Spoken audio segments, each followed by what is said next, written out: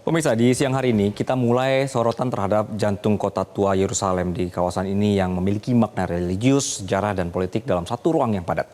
Nah, di bawah kompleks suci Al-Aqsa di wilayah timur Yerusalem, otoritas tempat melaporkan adanya aktivitas penggalian dan pembangunan terowongan yang masih berlangsung hingga saat ini. Kami hadirkan informasi pemirsa.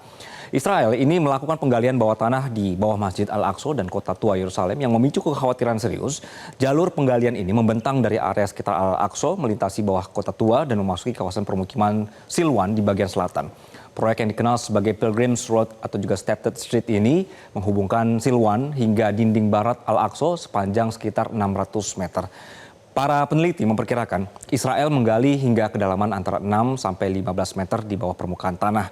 Beberapa proyek di Silwan ini mencapai panjang hampir 600 meter dan melibatkan investasi signifikan sekitar puluhan juta shekel untuk mengubah kawasan ini menjadi jalur arkeologi pariwisata yang terintegrasi dengan kawasan permukiman dan kawasan suci kota tua. Pemerintah Israel membiayai proyek penggalian ini dan Asosiasi Pemukim Elat mendukung jalannya proyek. Israel menargetkan penguatan kendali atas situs-situs bersejarah di Yerusalem Timur dan mempromosikannya dalam narasi sejarah tertentu yang menguntungkan klaim mereka atas kota tersebut. Kita lanjutkan pemirsa. Para penggali bekerja di bawah kompleks Al-Aqsa ini bukan hanya sekedar untuk riset arkeologi. Jadi mereka memperjuangkan narasi tentang siapa yang berhak atas Yerusalem. Banyak pengamat yang menilai bahwa proyek ini bagian dari upaya Yudaisasi Yerusalem. Jadi Israel menggunakan proyek ini untuk memperkuat klaim sejarah dan kedaulatannya atas wilayah timur kota yang statusnya masih diperdebatkan. Sejak 1967, pemerintah Israel memperluas penggalian di sekitar dinding barat dan Silwan. Pemerintah Israel menyebut kegiatan ini sebagai penelitian sejarah, namun sejumlah lembaga internasional menilai Israel ini melakukan arkeologi politik. Mereka mengarahkan riset ini untuk membangun satu versi sejarah. UNESCO menegaskan dalam laporan di tahun 2025 bahwa penggalian di bawah kota tua ini masih berlangsung dan berpotensi mengubah karakter kawasan suci. Media internasional melaporkan lebih dari 60 jalur terowongan aktif di sekitar Al-Aqsa. Beberapa proyek mengemas jalur tersebut menjadi proyek wisata. Israel memandang proyek ini sebagai warisan sejarah, sementara Palestina menilai Israel berupaya menulis ulang kisah Yerusalem. Kita lanjutkan pemirsa. Di kawasan Masjid Al-Aqsa ini dan area sekitarnya, apa sebenarnya dampak penggaliannya?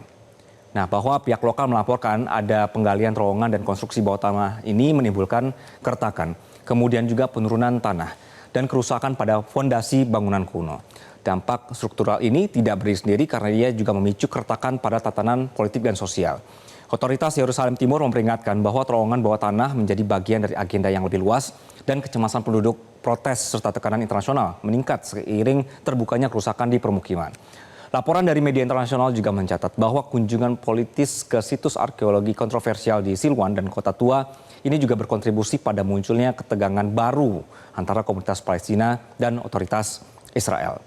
Menurut Maruf Al-Rifai, pemirsa, ini adalah penasehat Gubernur Yerusalem. Pihak penggali sebenarnya tidak mengikuti metodologi ilmiah apapun dan melanggar ketentuan status quo yang selama ini menjaga keseimbangan situs suci di Kota Tua. Nah, pernyataan ini sejalan dengan laporan lembaga-lembaga internasional seperti UNESCO yang mencatat bahwa sejak 2007, jaringan terowongan di bawah Kota Tua dan kawasan Silwan ini terus berkembang tanpa pengawasan arkeologis yang memadai. UNESCO menilai aktivitas tersebut berpotensi mengganggu integrasi struktur bersejarah di atasnya, termasuk juga kawasan Haram Al-Sharif, tempat berdirinya Masjid Al-Aqsa. Singkatnya pemirsa, proyek penggalian yang diklaim ini sebagai kegiatan arkeologi ini justru memunculkan pertanyaan besar. Apakah tujuannya benar-benar untuk penelitian sejarah atau mengubah peta naratif dan identitas ruang di salah satu kota paling sensitif di dunia ini? Kita lanjutkan. Dari area Masjid Al-Aqsa, kita juga akan menyaksikan dampak dari kerusakan Israel di wilayah lainnya, yaitu Gaza. Tahun ini atau bulan ini pemirsa, ini adalah 2 tahun perang yang meninggalkan pemandangan yang sulit dibayangkan. Kota yang dulunya padat penduduk dan penuh aktivitas kini berubah menjadi hamparan puing. Analisis satelit Yunasat menunjukkan bahwa lebih dari 80% bangunan di kota Gaza rusak atau hancur. Tumpukan reruntuhan diperkirakan mencapai sekitar 61 juta ton, menyebar dari utara sampai selatan wilayah Gaza. Setiap blok permukiman yang dulu menjadi rumah, sekolah, atau pasar, kini hanya menyisakan fondasi dan juga debu. Laporan PBB memperkirakan biaya untuk membangun kembali Gaza mencapai sekitar 70 miliar dolar Amerika Serikat. Kepala WHO, Dr. Tedros Adhanom mengingatkan dunia bahwa krisis kemanusiaan yang terjadi di Gaza ini tidak hanya diukur dari jumlah korban jiwa, namun juga dari generasi yang tumbuh di tengah kekurangan gizi dan juga akses kesehatan terbatas.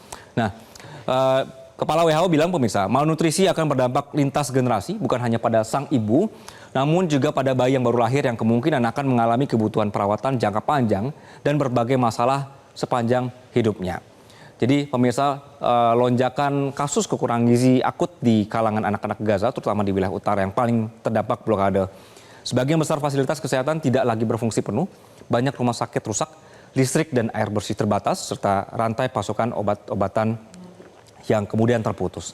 Nah, kondisi ini menciptakan siklus kerentanan baru di mana bayi lahir dengan berat badan rendah, anak-anak tumbuh tanpa asupan yang cukup, sementara para ibu kekurangan gizi dan kehilangan akses terhadap pelayanan medis dasar. Ini adalah dampak yang terjadi dan tidak berhenti hari ini, tapi akan terasa bertahun-tahun di depan generasi yang berjuang tumbuh di tengah runtuhan perang.